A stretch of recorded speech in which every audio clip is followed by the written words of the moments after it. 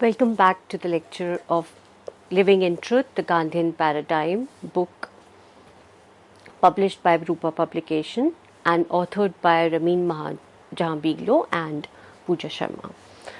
So we were talking about the Gandhian kind of politics which he was actually mentioning is a constant self-realization, self-reflection and self-reform within the individual himself or herself. It is the process of self-rule what he was talking about. Self-rule through which citizens are able to contribute to the betterment of the community. Okay, this self-rule has a very deeper meaning. It does not confine itself to the individual itself. It actually incorporates and moves on to the contribution of betterment of the whole of the community where the individual is residing or living and dwelling. So the interconnectedness of the soul force with the otherness of the other can be described as awakening of the consciousness. So what he's actually talking about is the connectedness of all human beings and the humans within themselves, which creates a soul force with the otherness of the other, and that is the actual awakening of the whole of the consciousness that manifests the Gandhian revolution in every sphere and aspect of life. It may be socio-economic sphere, political, ecological, any dimension you pick up. So now we will slowly, gradually move on to the economic and ecological dimension which he was talking about. Gandhian economic revolution is constituted by moral and ethical responsibility to uplift and enrich every human life. The component of rationality, which we normally in economics we take the term rationality behind all sort of fundamentals or theorems and basically all the models which you're talking about in economics, rationality becomes the key source. The component of rationality which is embedded in the modern economic phenomena is revolutionized by Gandhi to visualize, and the aim was to visualize economics and go beyond the scope of optimizing material gains only. And on the base, normally what we have done till now in economics, we have optimized the material gains based on the rationality phenomena. But he goes beyond to visualize economics, beyond the scope of optimizing the material gains based on rationality. Thus, we discover that the presence of Gandhian philosophy is there in all the spectrum of life. Gandhian models are in fact most robust and resilient. The term resilience has been talked about in the present world a lot in every sense these days because of climate disaster and sustainability issues. So if you pick up all the Gandhian models, it must be the kind of robustness and resilience which they have, and they have survived the attributes of time and space. They offer not only the most sustainable explanations of all contemporary challenges. For example, the kind of challenges which we are facing are inequality challenge, climate change challenge, environmental degradation challenge. So the kind of challenges which we are facing, they can survive and they withstand all the challenges, but at the same time they also provide the solutions, appropriate solutions for all the kind of problems. Gradually, the discipline of economics has also emerged in a lot of improvising way. The discipline of economics was compelled to think about the welfare of the people. We all know about it, and people from economics background, they would have heard and read about the welfare economics. So, discipline of economics was compelled to talk about the welfare of people at large.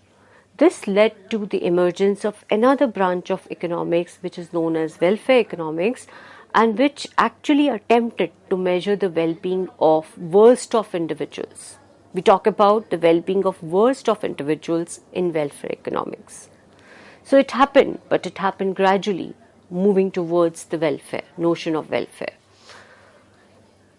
From the environmental and ecological perspective, the newly emerged concept of cradle to cradle. Cradle to cradle is another C2C system which has emerged and which has a wide application in all the sustainability models which have been adopted.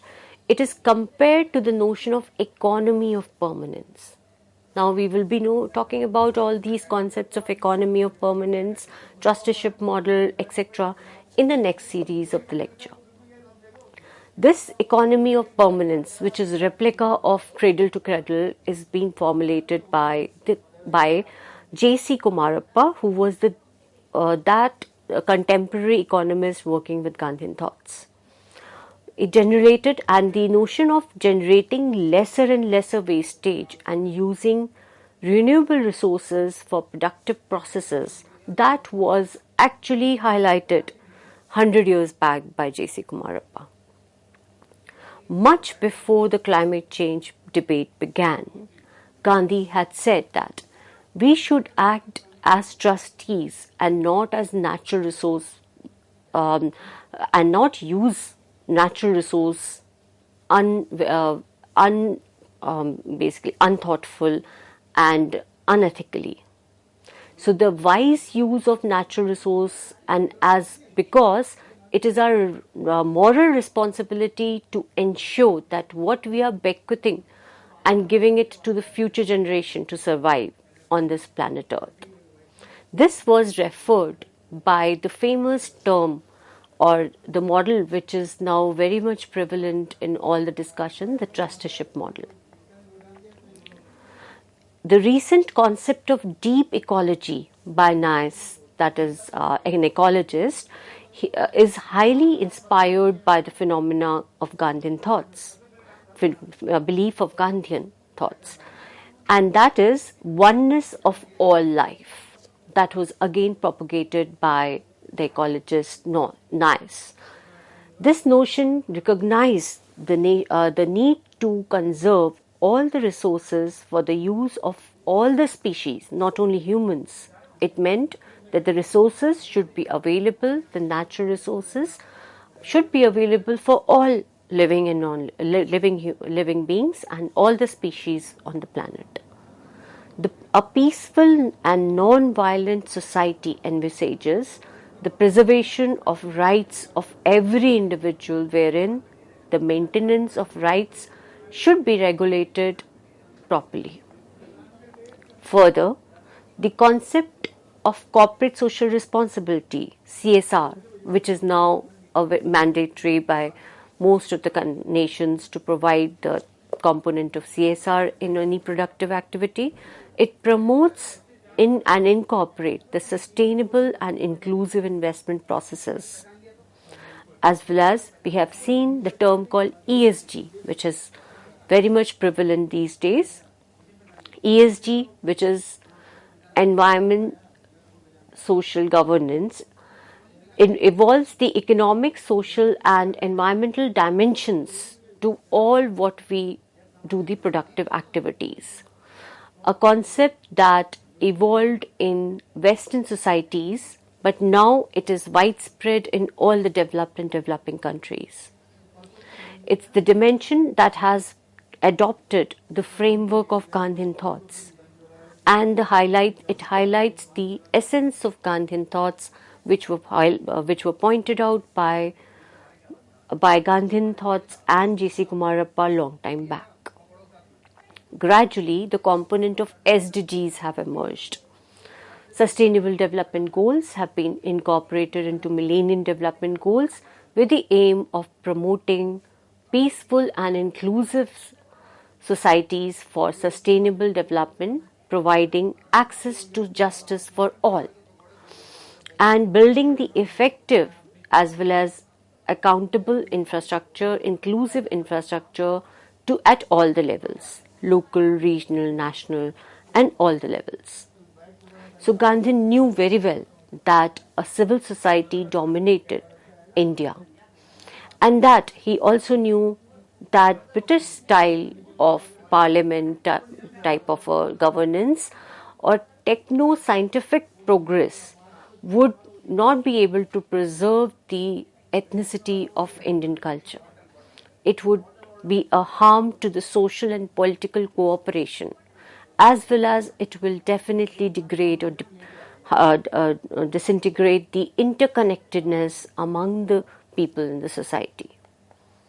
So that is why he was promoting the culture of civil society, and several civil societies have also emerged in US and UK based on the Gandhian principles.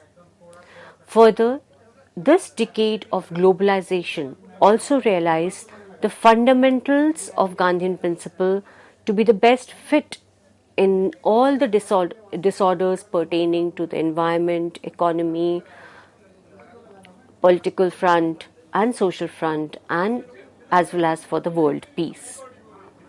On 15th of June 2007, United Nations General Assembly declared to observe 2nd October as International Day of Non-Violence, based on the Gandhi's novel thought of commons, which has actually found its profound connection with the Hitherto's notion of commons from an ecological sense. The Club of Rome report and several global ecological movements have also been registered, have been inspired by Gandhian philosophy. The global civil society based on Gandhian thoughts included opposition.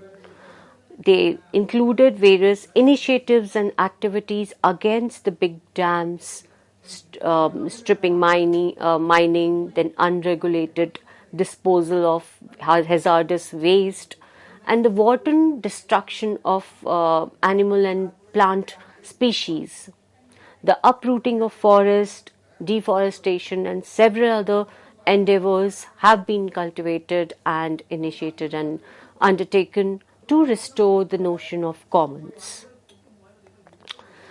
All the subsequent environmental initiatives that have taken place ever since 1980s have been driven by the Gandhian ecological paradigm. So the Brand Commission also strongly emphasized that the prime objective of the development is self-fulfillment. Self-fulfillment was given the major driving notion, or you can say objective, for all sort of development we can talk about. In 1987, Bertrand Commission report titled Our Common Future emphasized the limits imposed by technology and social organization, as well as ability of the biosphere to absorb the effect of human activities on the environmental resources. So that has become the main source of resilience which we are now talking about, to create the ability of the environment itself to combat all the harmful effects of nature by the environmental degradation by human activities. So creating that ability once again is the whole idea behind the new processes. And that was pointed out earlier in 1987. Then later on in 1992, with Rio Declaration on Environment and Development, the Convention on Biological Diversity was formed to spread the awareness of consumption pattern that led to degradation of the environment. So, as you can see, the various efforts of civil society, international organizations had already started working on the thought that was purely critical, and they were purely coming from the Gandhian thoughts. And later on in 1997, the adoption of Kyoto Protocol was, it made it legally binding the effect of climate change. In 2006, gradually, the Living Planet reported that and said that the lifestyle followed by the Western societies it actually disrupted and disturbed the balance between the planet Earth. This was clearly stated in 2006 by the report, that it is our sheer lifestyle issue, or the pattern of lifestyle which we have adopted as a progress or as a result of development process and civilization, or you can say human civilization has landed up with a kind of lifestyle which has disrupted this link and the balance between in the planet Earth. In 2007 and 8, the Human Development Report on the theme of fighting climate change emphasized the Enlightenment principle, and that human progress must make the future look better than the past. And this was the main aim of trusteeship model.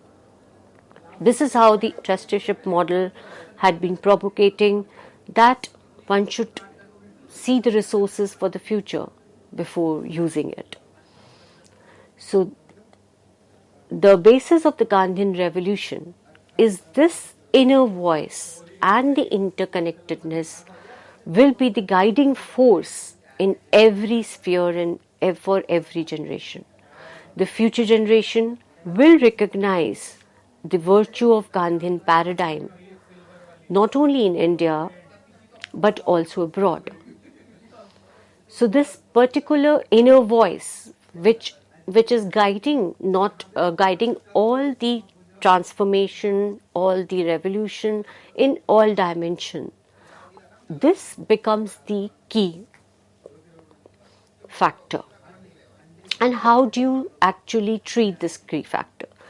This inner voice, which is the inner self, the voice which Gandhi is talking about, it is emerging from the self-realization.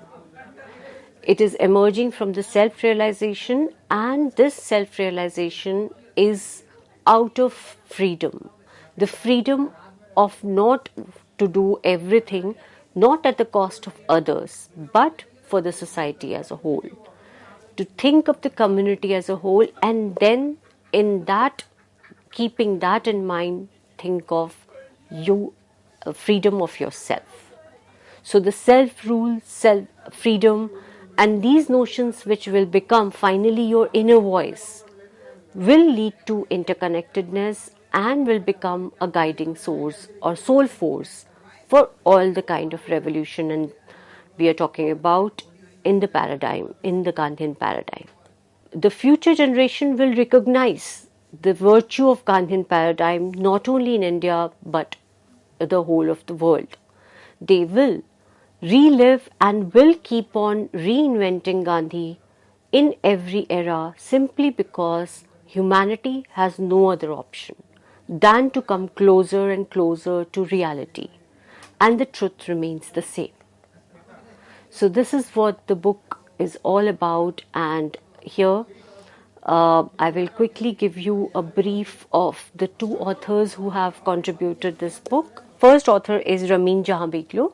He is an Iranian Canadian political philosopher.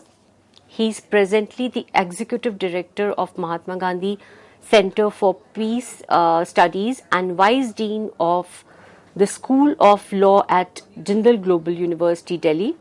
He is the author of he's actually the author of 32 books in English, French, Persian, including the Gandhian Movement, which is by Harvard University Press, Introduction to Nonviolence by Palgrave in 2013, The Disobedient Indian, again a very famous book by Speaking Tree in 2018, The Global Gandhi by the Global Gandhi, and more recently the Mahatma Gandhi, A Nonviolent Perspective on Peace. So in addition to all these books, this is another book, 32 books already written by the first author, Ramin Jahanbegloo. The second author is myself, who I belong to Department of Economics, Daulat Ram College, University of Delhi, an alumnus of Miranda House, and I completed my masters from Delhi School of Economics, and I've done my PhD, MPhil and PhD from JNU, and I also have PhD fellowship for University of Agder, Norway. And my area of specialization is energy security, energy transition, renewable energy, human capital, Gandhian perspective, and energy transition. So this is the book which you can see. It is a very thin, small book, and there are certain few comments also for the book, which we can quickly take a look. As you can see on your screen, the statement that in this era where inequality, economic and ecological indifference are widespread, living in truth articulates an alternative vision of living and being together. So this statement has been given for the book by Uday Singh Mehta, Professor of Political Philosophy, Center of City University, New York.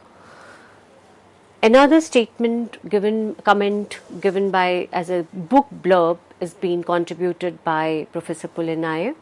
This book is an extremely valuable contribution to the Gandhian mode of philosophical thinking based on fundamentally on truth and non-violence and self-examination.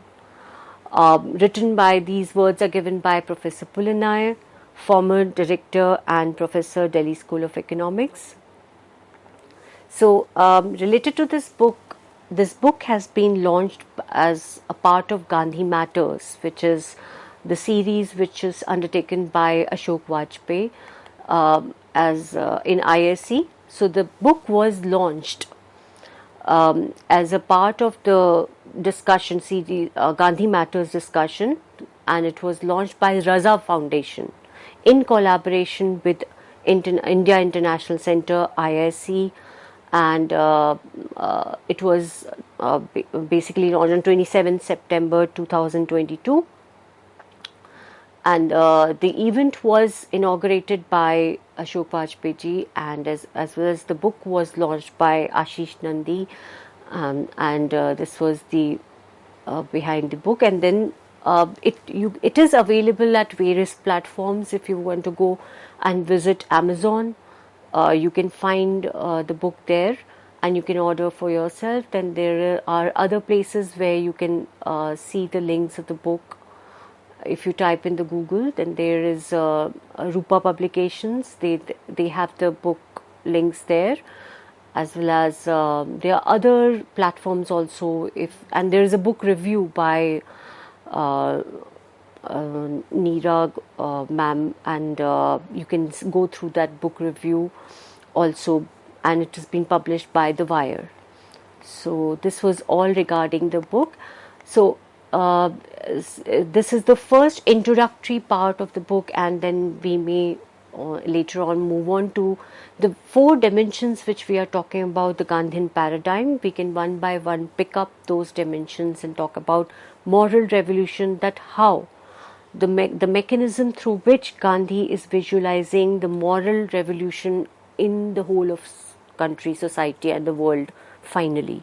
And then from the moral revolution we move on to the political revolution, and from political revolution we move on to the economic, and later on to ecological revolution.